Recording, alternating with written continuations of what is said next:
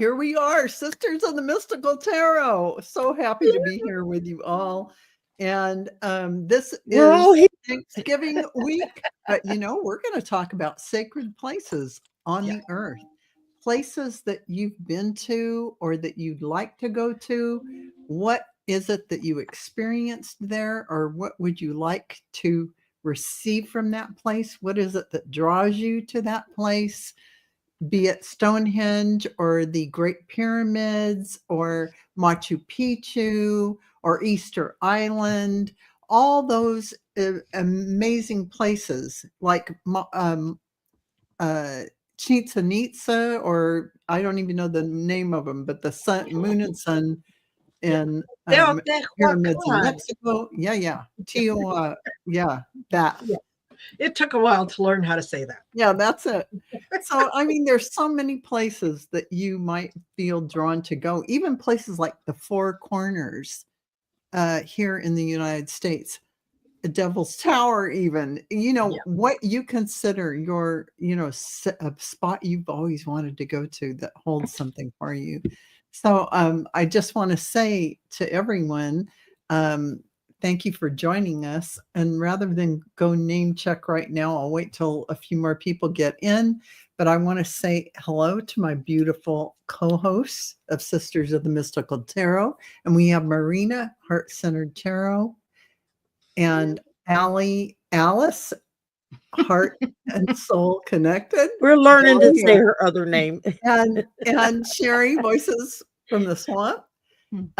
So all of you, like and subscribe, give them a thumbs up leave an emoji. It helps with the algorithms, and go and enjoy whatever classes are offered by them. Look at their websites, look at whatever they've got, because all of these ladies are powerhouses in their own right and give unbelievable information to you in readings and classes, things that you won't find just anywhere. Join memberships, because they are very special, and time that you can spend with all of us on each of our membership channel, membership levels. Yes. And places. Mine is on Dragonfly Crystals.store. You can join there. But Marina, do you have something coming up this week and or next week that we should know about? And well, Friday we've got a story in the cards. That will be Allie and I. And tomorrow, even though I realize some of you are celebrating Thanksgiving, and happy Thanksgiving to all of you, Val and I will be here at 4 p.m. for Messages for Lightworkers. Oh, good for you. Yeah. And I'll be off. I'll be able to watch it. Yeah, listen in the car. Yes. Yeah. I'll be able to watch and chat. I won't have to just listen to it through the earbuds. No, exactly. And next week, I think next week I've got, David and Gary on Tuesday, Taco Tuesdays. That should be interesting. And just check the community tab. And I know that I haven't, the last couple of weeks, I haven't put anything up for the upcoming shows, only because things have been in flux. We didn't know what we were going to be doing with the American Thanksgiving and this, that, and the other. So I thought, before I confuse anyone, I'm just not going to put anything up, but check back. Okay. Yeah. Thank you, Marina. And Allie, aka Alice, aka Allie. Well, provided I don't get another bomb cyclone or sciatica problem or RV falling apart or. Yes, I'll be back doing some of my regular we're shows. manifesting a very calm and peaceful year for Thank you. Thank you, Alice. so much. You've had enough crap yes. hit you this past year. It has been it has, but I have to say that if I had to go through it, that I am glad that I was able to go through it with everybody here being so kind and supportive. So I wouldn't have had that otherwise. So thank you so very much. But yeah, I'm just shows up, and I've got Dr. Ann, and then I'm going to be working with Helen this weekend. And so, yeah. And also BJ's Musings. I'm going to be introducing BJ. And so everybody check in with that. Good. Yeah. Perfect. Awesome. Thank Perfect. you, Ellen. Sherry, what do you have coming up? Cooking tomorrow. Mhm. I get to watch y'all's show tomorrow afternoon. Actually, watch it.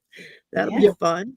And I'm hoping to go see the new Gladiator 2 movie at the theaters. I haven't been to the theaters since before COVID. So, and there's just some movies that deserve to be seen on the big screen the first time, and this is one of them. And everything I'm hearing about it is really, really great. So I'm excited to go, and that's kind of my little splurge to me is go to the movies. And I've got Nate from The Third Wish. He finally got his channel up and running and has dropped a few videos on there. And he's going to be on Saturday morning, 9 a.m. Pacific, 12 noon Eastern. And we're going to do personal readings and just chit chat. And we're talking about doing something maybe like on a regular basis, a couple of times a month. And so I can learn how to do Letterman. Because he'll be able to teach me. He can probably read the cards I have because I can't read them. They're in another language. And I have a slumber party Saturday night. And not this Sunday, but next Sunday, Reverend Rick and I are doing a special show on Christmas festivals of light of all different faiths that celebrate around the Christmas time. Allie's going to be one of our guests as a Buddhist, and she knows some on the Hindu side as well. And Colleen from the Wiccan and the pagan aspect. And then we're just going to try to incorporate all the different faiths and how the sameness of them. They're all different, but they're all the same, and they're all celebrating something important. And so I'm looking forward to that. We got to talking about that a few weeks back, and with all the craziness that's been going on, I kind of forgot about it till the last minute. I went, oh crap, I need to line up some people and get this show on the road. I'm just lucky that the ones I contacted so far were like, yeah, I'm in. So yay. Very good. But other than that, regular Sisters, Golden Girls, Training the Swamp, slumber party every Saturday night. So and Sherry, you reminded me that yes, just so everyone has a heads up, if you enjoyed the Shine Your Light event that happened last Friday, mark December 21st on your calendars. It's a Saturday, and we're going to do it again. Don't have the exact time nailed down yet. And that's only because we want to invite a few more people that are outside of the continental US, that are maybe in Europe, Australia, New Zealand, and so on. So, yeah, mark that on your calendars. Okay, that's it. I'm done. Okay. I'm just going to go down and name off a few people who are here. What date? December what? 21st. Okay. So we have I'll write it down. I'll forget. Williams here. We got Janet, who's Bora Bora. We've got Vicky Howell, Barbara Nesper, Cheryl Day, and let's see, Jean Kavanaugh, and Amanda Carroll. Hi, Connie B, Hypnicity, Philip, Sally Mack, and Kathleen, Jules Dyer. Hey, and Denise Fletcher, Suzanne Fortier, CJ. And let's see if I've gone through them all. No, Kathy Persons, CO Hippie Hiker. Colorado. Yeah. Colorado Hippie Hiker. That's cute. And I think that's Beatrice Windhorse. Good to see you, Sylvia. Yeah. Akila, Jamie, Linda, Nana, and I hope I didn't miss anyone. Marby, Linda Kennedy, Denise Fletcher Tarot. Good to see you, Debbie, Becky, Rossi. Good to see you, Rossi. Maureen, Arlene, Anya, and Linda Day Gonzalez. Hello. Yay. The Kennedy. And I think that's it. Maureen. Maureen is the last of them. And thank you all for being here with us, because I know you have a lot of different choices. And Yes. we have 100 people here. Yay. So Woohoo! that's a lot. And Nice. we're going to talk about sacred Nice. places. As I said at the top of the show, why you want to go there, the sacred sites you visited, and what was your spiritual experience, or in some way, what experience did you have while you were there that is like beyond the five senses, things that, because a sacred space, like Stonehenge, for instance. So we're going to start with Marina. And Marina, where is your sacred spot that you've gone? Yeah, my sacred place, and it's the pyramids, sort of right outside of Mexico City, and the settlement or the city there is called Teotihuacan, and it is the serpent. And I didn't realize that that was a sacred place for me until the first time that I went down there. And the first time I climbed the Pyramid of the Moon, because it was the shorter of the two pyramids. So when I got to the top, it was, part of it was like a past life memory, without me realizing that that's what I was going through, was a past life memory. But I just felt very connected, and I just felt very, very emotional.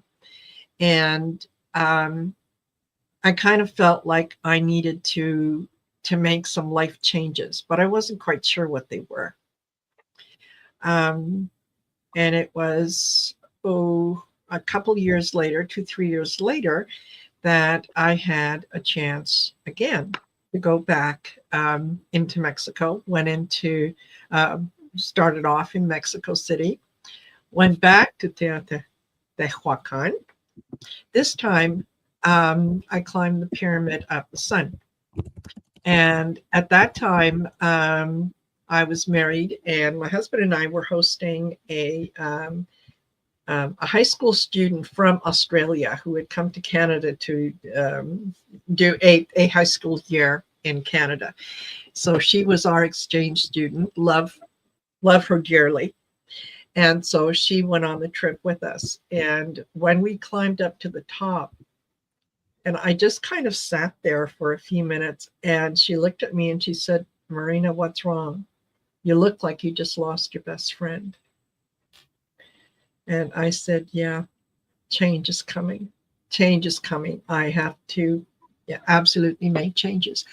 I knew when we got back from that trip that my marriage was over, that I was going to be moving away from Nova Scotia, that I was going to be returning back to Calgary, and my life just took on a whole new direction.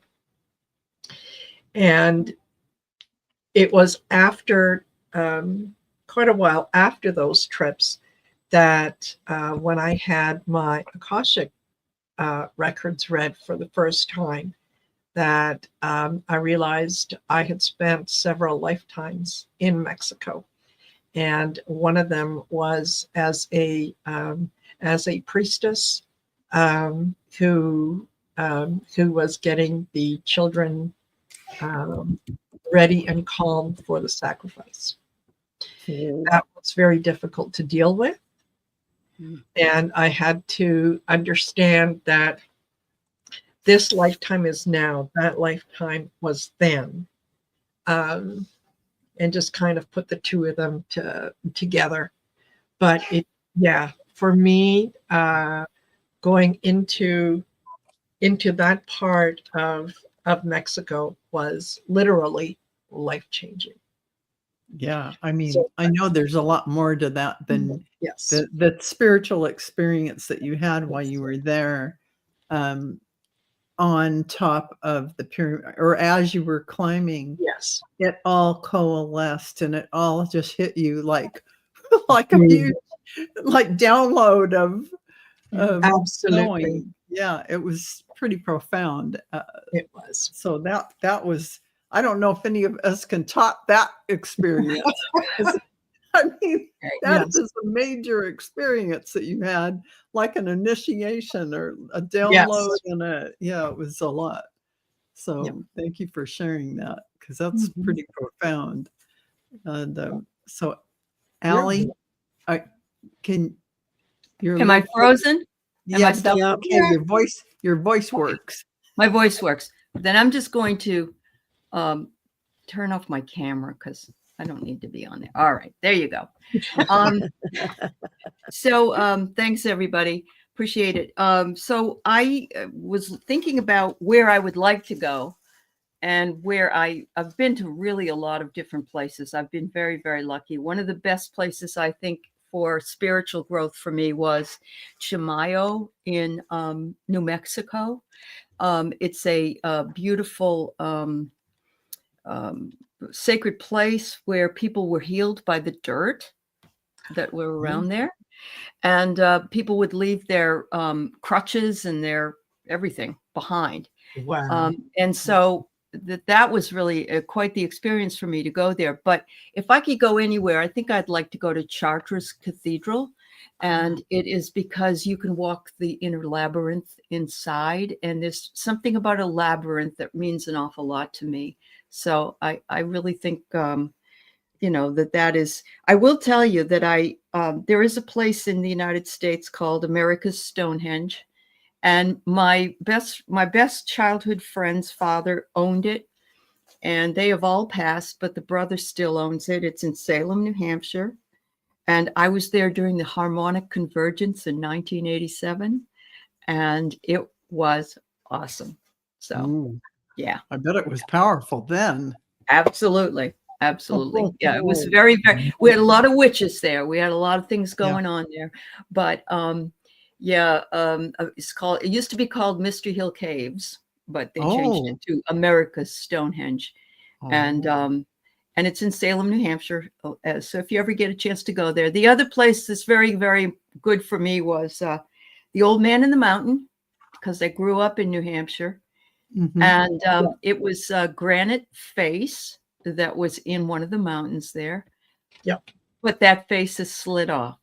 And so I was there way back when he was visible. So wow. Yeah.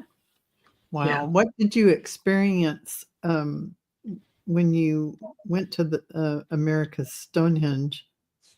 Well, it's funny because or what did you experience in Chimayo? Oh, Chimayo? Yeah, Chimayo. It's Chimayo, and it's on the road from Santa Fe to Taos.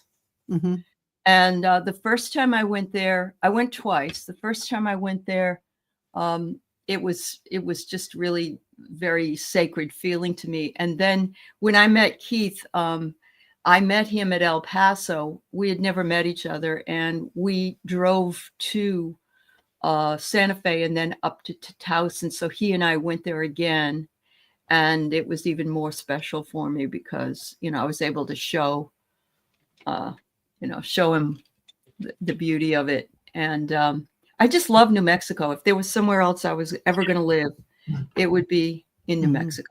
There's a lot of sacred energy in New Mexico. For sure. Very much so. Yeah. Thank you, Allie. That was wonderful. Sure, of course. Yeah. And Sherry. Yep. I think the most profound place that I have ever been to was when Lewis got back from the second deployment, and he flew me to Hawaii for a week. So Mama got her trip to Hawaii. But Nice. while there, one day we went to the Pearl Harbor Memorial. We went out to the Arizona, the battleship, and there's like it's like a flotilla bridge that floats above the battleship, and you walk out on the little bridge, and the water, I mean, it's only like 40 feet deep. You could still see the ship underneath it. There's still bubbles of oil that come up from the ship to the surface. And it was it was before I realized my abilities were what they were. All I knew is when I stepped out on that bridgeway going across, I literally felt like I was drowning. I could not catch my breath.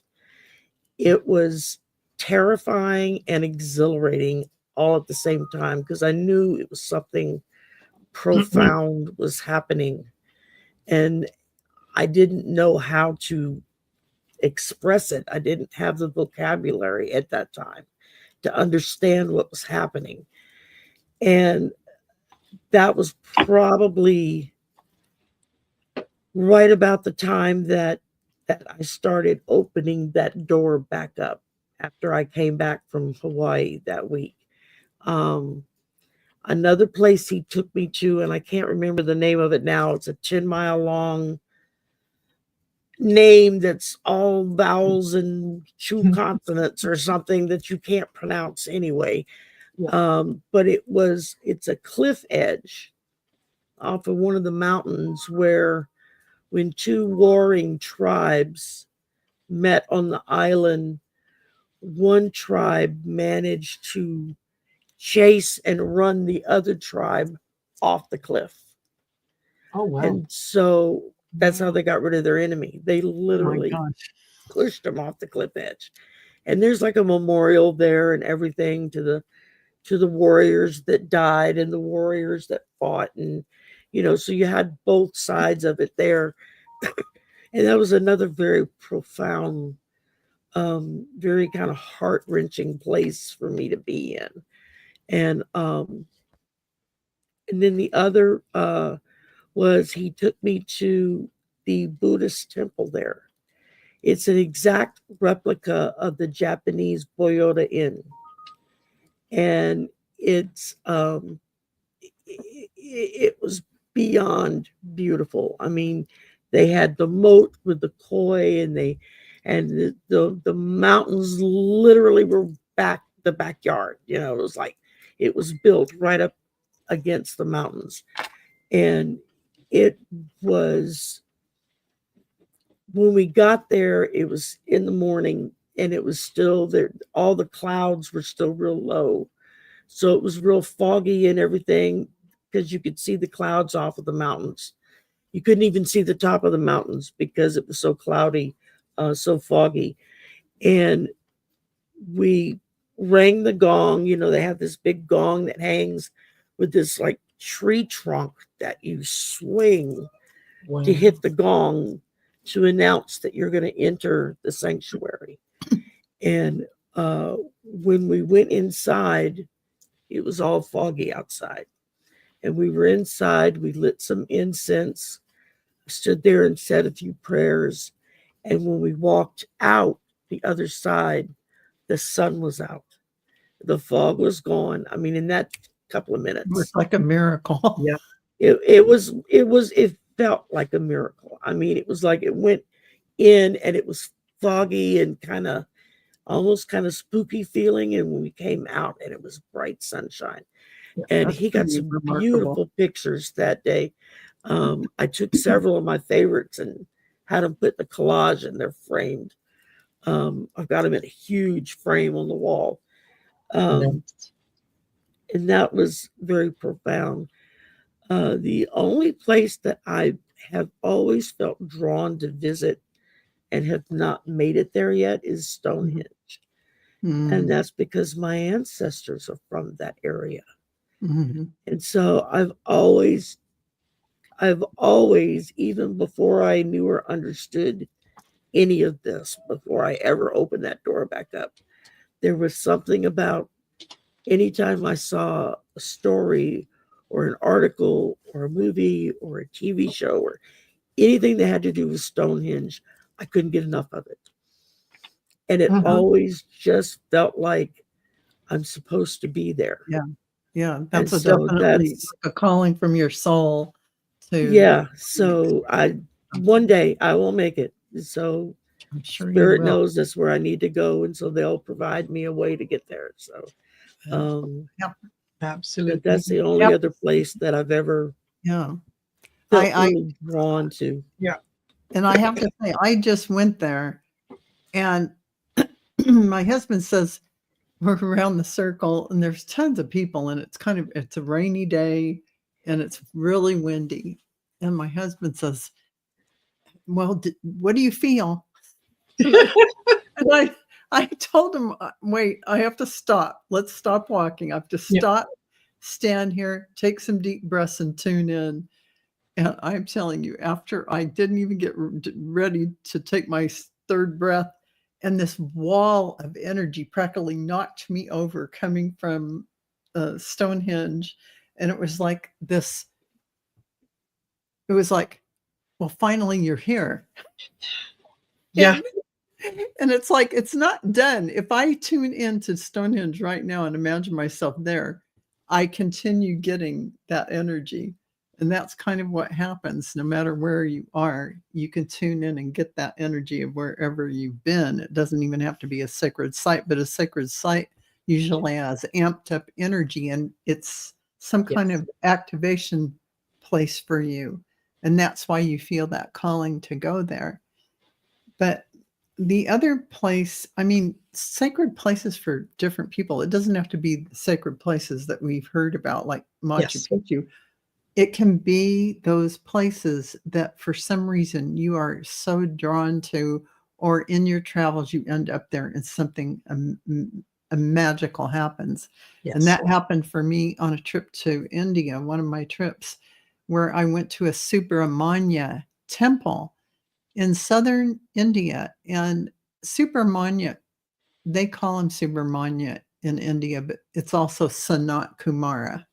So I went up this big long hill. It took a long time to get up this winding road. And because I was in a spiritual group, they let us come in because most people can't go in. The priests were just starting a ceremony. And so we were allowed to go in, and we were told to sit down, just sit down on the ground. And I just began receiving this unbelievable energy, and Sanat Kumara came in, and I was just crying and crying and crying. I sobbed like my heart was, so full of energy for the entire time. I don't know if it was 15 or 20 minutes, but it was like so many things happened in that activation that I received. And this isn't anything the priests were doing, although they were doing their puja or whatever whatever ceremony that they can conduct at that particular time. And I have to say, I came out of there never the same as I went in.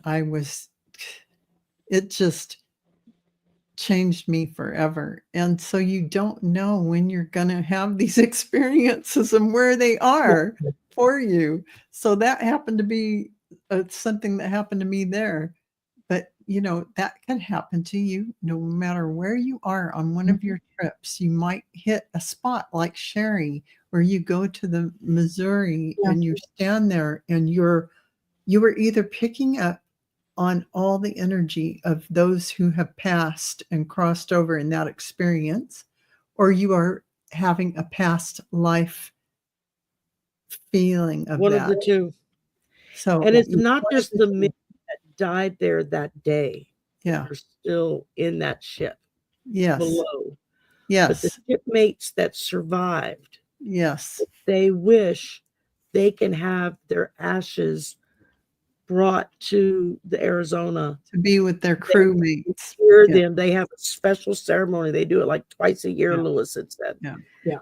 And they have their frogmen, their specialized scuba divers Yeah. who go down and inter the urns into the ship so that they are with their shipmates. Right. Right. And which is just, I get chills just talking about it. Yeah. It was again, yeah, I was sobbing standing there. Yeah, you're sobbing. Yeah, it's a spiritual experience that is hard to put into words. That's how. So we lost Allie because you guys, Allie's connection was really bad today. Really bad. Yeah, I know. Bless her heart. Yeah, she really tried to hang in here, but she was getting kicked off backstage quite a bit. And Jules Niner says, my husband's grandfather was there and his two best friends standing next to him killed during the attacks on deck. Yeah, wow. Holy cow. And Norm's asking how many are left. Probably not very many. Not many. Not now. There's not, because they would all be like up into their 90s, hitting 100 at this point. Both of my grandfathers fought in World War II. One was in Europe, one was in the Pacific. And but when I walked out on, because you take a boat out there and then you get off on this little plank thing, and there's like this little indoor section where you can go inside and you can read all the names and the history and blah, blah, blah. And then there's that open bridgeway that just spans the width of the ship.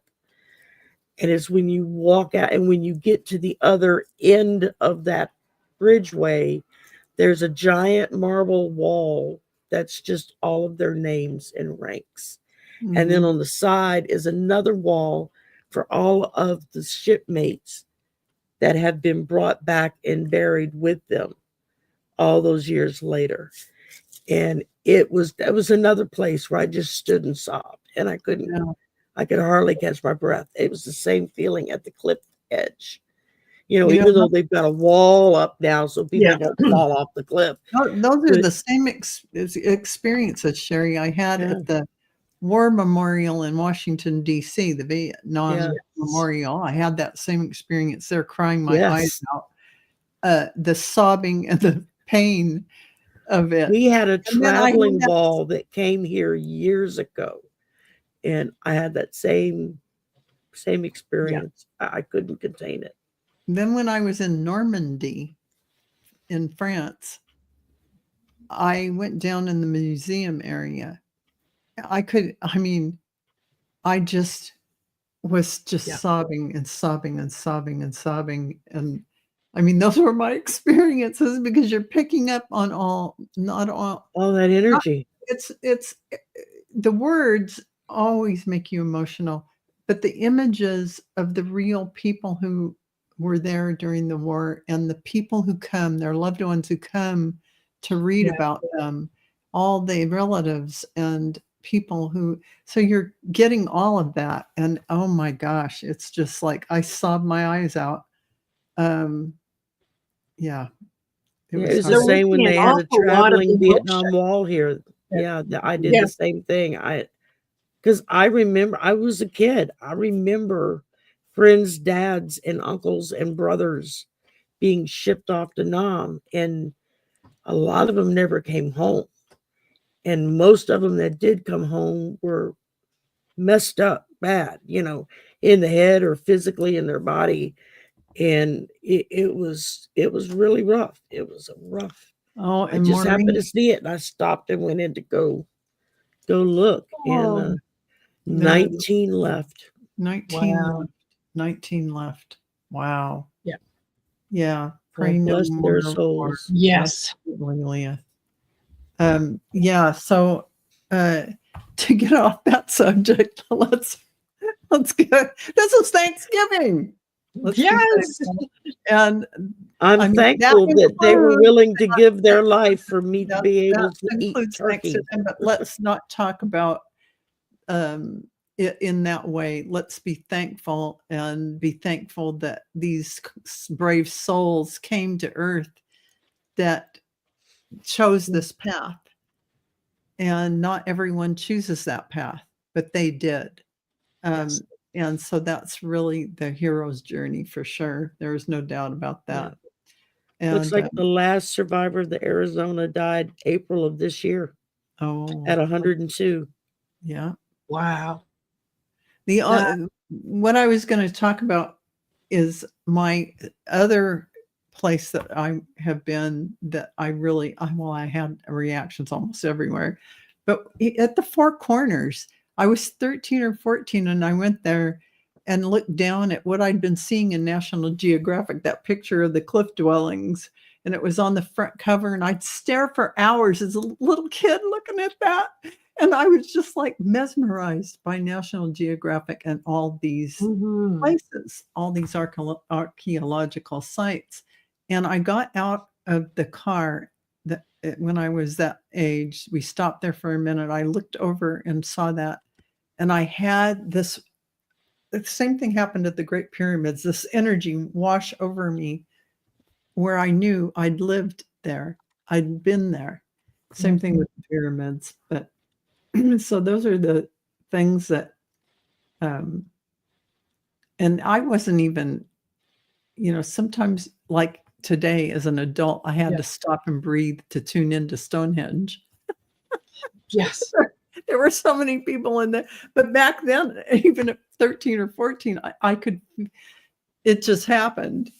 Yeah. So just, there are many places and experiences that we will encounter, usually when we least expect it. Yeah. Right. And they are profound things that we remember. We may not know exactly what it is that we are remembering. We just know that this is something that is special to us. Yes. And I think it's our ability to be able to be open to those things that make them sacred.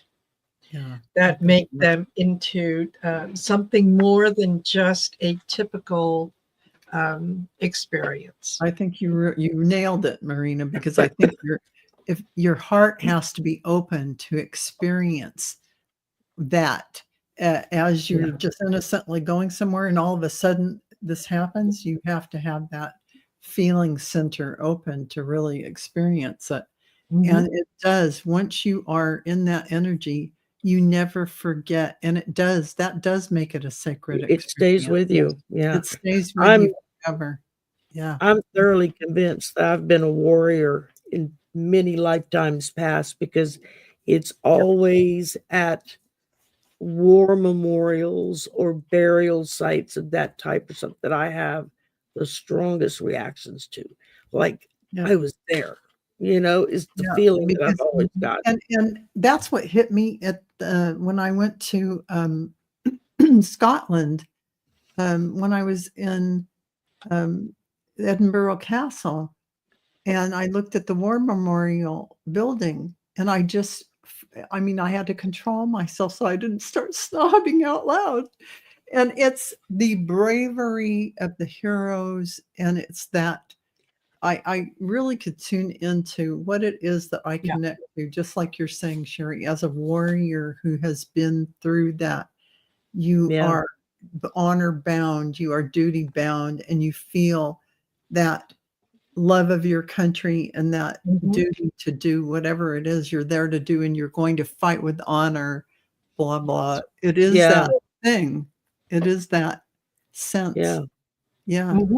It gives you a very deep sense of patriotic duty. It does. No matter what country it is that you're in or what country's memorial you're at. It's like, I feel like I was a part of that country. Yeah. And I was a patriot for that country at that time. It's weird to explain. That's really how is. I found out I was a Knights Templar. I have the same feeling about being a Knights Templar. I feel duty bound, and it's my honor, and this was what I did. And don't mix up the Templars with the Crusaders in that the Right. pillaging They were looting two thing. different No. groups. So Two different yeah, groups. this is about taking the artifacts that are sacred and keeping them safe. And that was we pledged ourselves to that. Right. So, Absolutely. just, And there is, we talk about patriotism and so on. It's one thing to love your country. It's one thing to want to see your country succeed. It's another to believe so strongly in what your country stands for that you are willing to die for that. yes. That is a different level of patriotism. That is a different sense where you know that the battle that you're going into is one that you are not going to come out of, and you do it anyway. And you do it Yeah. anyway. It's the hero's journey. It's really, Yes. it is. And we've all been through it in other lifetimes where Yes. we've done this. So we can connect to that part of ourselves who lived that. Yeah, Yeah. a proud veteran. Right, Courtney. It's really true that there's a sense of duty and a sense of honor, Yes. and that you are doing it for your people, for say the United Yep. States or say Scotland, whatever it is that Yeah. I could really understand. Doesn't matter what country. William Wallace fighting Yes. for Scotland. Yes. I totally could understand that, that feeling, and what it took. And they are putting proud people, so get out of their way. Yes. Yeah. And it's putting your own needs at Right. the back of the needs of others, the needs of the many. You sacrifice the one in order to help the many. Yeah. Yeah. Yeah, And it really is. You're right. yeah, when you look at it that way, I started reading Navalny, Patriot. And I've only gotten through a little bit of it because I couldn't really totally get into it because I knew that I had to be in the right emotional space. Yeah. But to know that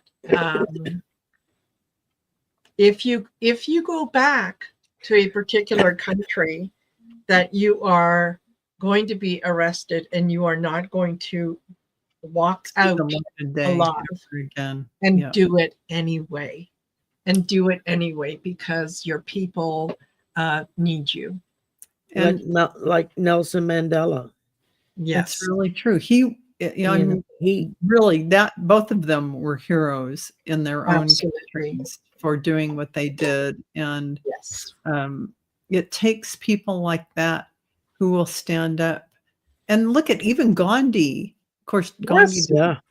I mean, what Gandhi did is take British rule out of India. I mean, that's pretty large. Yeah, it is. One person just created a peaceful movement. The peace talks in the 70s that Jimmy Carter helped the Egyptians and the Jordanians. Proctor of peace settlement, with two cultures that had been warring for thousands of years, not just 50 years or 100 years or something, but thousands of years, and it's like you try to talk to people today who want to talk about what's happening in the Middle East and all that. It's like, you got to understand, these people have been fighting each other for thousands. They have. Thousands. They've probably forgotten exactly what were the first beginnings of why they were. It's it's because at the same breath, while we want to honor our veterans, honor our men and women who are willing to step in front of that bullet or that bayonet or whatever it is to protect their people. It's also to know that there are others who will continue to push your people into that kind of conflict that can be resolved with just simple talking. And that's hard to make people understand. I mean, Craig, you put your hand up in the air and you swore an oath to protect and defend the Constitution of the United States of America. That makes you a hero. No, what makes Craig a hero, whether if you ever saw battle or not. Here's when you know you're a hero. You don't know till the moment you're called to action. When you're in that moment, no matter what is going on, you go past your fear and you do what you have to do. That is being a hero. That is being heroic. Going past your fear, even though you have the fear, we all do, we all would. You still do it anyway. That makes you a hero. So even though if you never saw live combat or any of that, Sherry's right. Just signing up and standing there. You may taking that oath. Yeah, you may think, oh, I just, it was no big deal. But you were there to do it. Something. If something did happen, you were there to be called upon.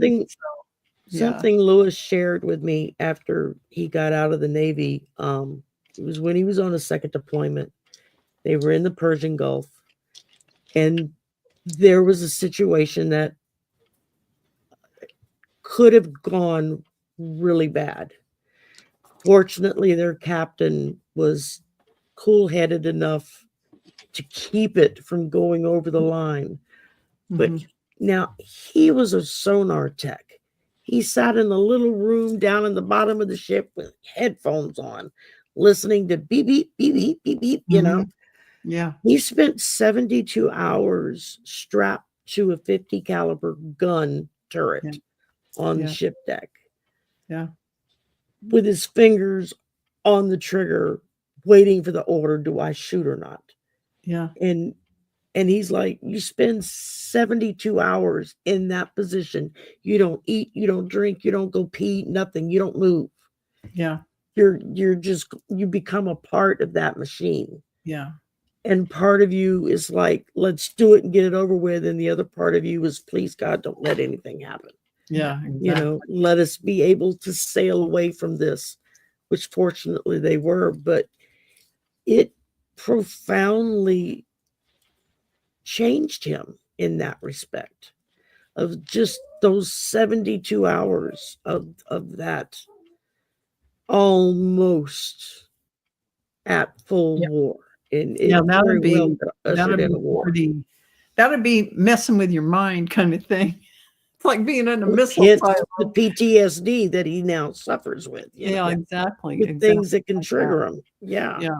An Innocent Potato is saying, I was fortunate to be able to work with President Carter on the Cheyenne River Sioux Reservation Summer Work Project in 1994, Eagle Butte, South Dakota. He visited each house, 28 houses. That's awesome, Innocent Potato. That's fantastic. I admired him so much. I read his book. I've read all the good presidents. I bought their books before they became president. Something. There you go. I even have Barack Obama's. But you know who else I had the book for? Anwar Sadat, Egyptian president Anwar Sadat, because he was a man of peace, and he was profoundly an old soul. If you read his biography, I mean, it's worth reading, you guys. And definitely, I read somewhere in here again from someone, I know it was one of you, who said Navalny's book is really good. Yes. So, Of The course, last Navajo it's gonna be Navajo sad. code talker died in October of this year. Yeah. He was 107. Wow. What those men did Yeah. was They saved they war. They saved the war. We could Yeah. have lost if it were not for them, because yeah. they were cracking the codes of everything that we were putting through. And Yeah, Yeah, they were. so they got Yeah, some they were able to Navajo in there talking, communicate. and then they didn't know what the hell they were listening to. Yeah. So it's like, the entire First Nations, Native American, whatever tag you want to put on them. I don't care what tribe you're from, what clan you're from. Every single one of them should be proud of that fact, that it was because of them Yeah. that we were able to combat fascism back in the day. Yeah. You know. And Amanda, yeah, you're right, Amanda Carroll, like the Bletchley Circle. Yeah. I have to laugh. Craig, he pulled over to type this. Don't have to be worried. Ladies, the real heroes are dead over there. I was just a witness, but I did get wounded and met my guide. And now I got to be brave to put up with Clara. Yep. Absolutely. So, you know, when you stop and think about it, there is an awful lot that we can be grateful for, that we should be grateful for. Yeah. Yeah. You know, the fact that, yes, as someone said earlier, that, you know, we found this community of like-minded souls, that we are able to express our opinions in the way that we do, that we are able to, you know, sit down and have a meal with like-minded people, and sometimes with people that are different than we are, and we learn so much through the interaction and the ceremony of having that meal. Absolutely. That's what I love so much about working at the university, is I get to meet these young people from every walk of life, from all over the world, and they each bring their own light of where they come from. Yeah. You know, and it's weird because once I open the store back up, now when I meet them, when I see them down the hallway, I can see it around them. Yeah. You know, it's just because it's different. Each different representation of each different country is like a little bit different when you look at them. Yeah. And but yeah, I still see it. It's breathtaking when you first realize it.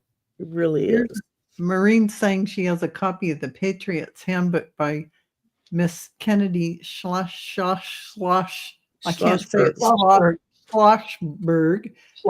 My mom gave me as a book. It's a book I treasure. That's so sweet. Yeah, Caroline Kennedy, that she married. Yeah, that's Caroline. Her husband's family. Yeah. Yeah. And her son looks so much like a Kennedy. Holy cow. Look at what Jackie Kennedy, who wasn't even a Kennedy except by marriage, what she did when her husband was killed, and she still proceeded to go through the motions and do everything that needed to be done in the same blood and brain splattered clothes. Oh gosh, this is way over the Thanksgiving talk. No. Sorry, that just popped into my head. So let's just sometimes I speak before thinking. We're actually headed toward the top of the show. And I think we've done an excellent job here, ladies. Absolutely. At one point we had 120 or so people in here. And so we want to thank all of you for being with us. And it was fun to talk about sacred places, because we all see a place and go, yeah, I want to go there, whether it's Machu Picchu or to see the Nazca lines there. by Lima, all these different places. The It doesn't Grand matter. Canyon. Yeah, it could be just like Corners. Yosemite. Who knows where it is, but you'll have that special feeling, that knowing that you're drawn to it for a reason. So going is something that you should have on your bucket list if you can. And sometimes you can just connect by imagining yourself there.